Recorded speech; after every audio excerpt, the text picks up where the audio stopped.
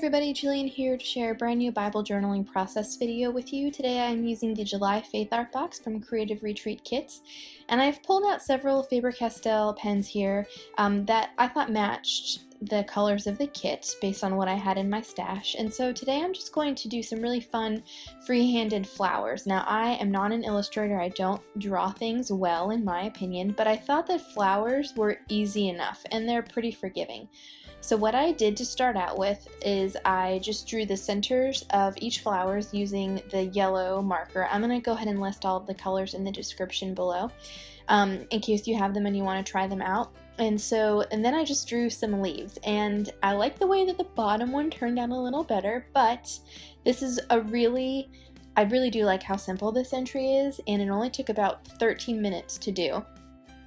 And this was just pretty fun, like experimenting with drawing, and I really do like the way that it turned out. And so I just drew the outline of the petal and then colored it in, and I left some white space peeking through so that it wasn't like a perfectly opaque image. And then I'm going to go in with the black big brush pen here and then just put some dots in the center of the flower.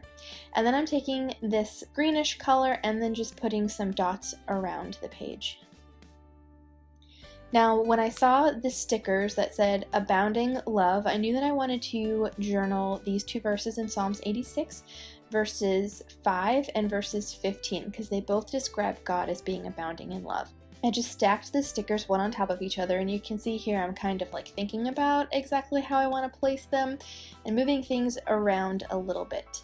I ended up using the purplish, pinkish tile alphas to spell out the word in, and then you'll see I used the enamel dots in a moment here to help me kind of with the title of this entry.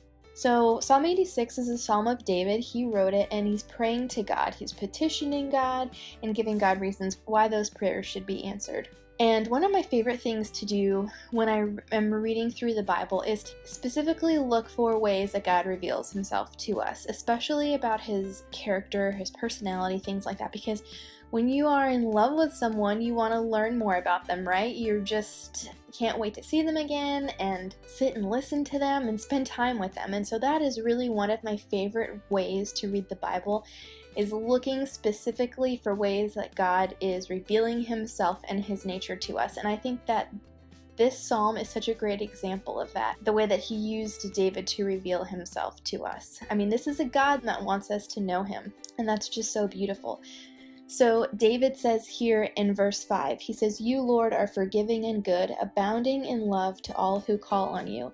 And then later on in verse 15, he says, "But you, Lord, are a compassionate and gracious God, slow to anger, abounding in love and faithfulness." Now, abounding is a nice Bible word, but it's not something that you'd necessarily hear in everyday conversation.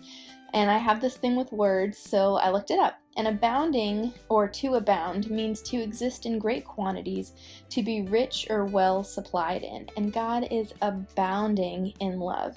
He is rich in love and has love in great quantities. And he wants to share that love with us and to make that love known to us. And I just think that's so beautiful. And very simply, I defined the word abounding in the margin here so that when I go back and I read through these verses, I can remember that. You guys, drawing flowers and putting stickers out on a page helps me remember these types of things.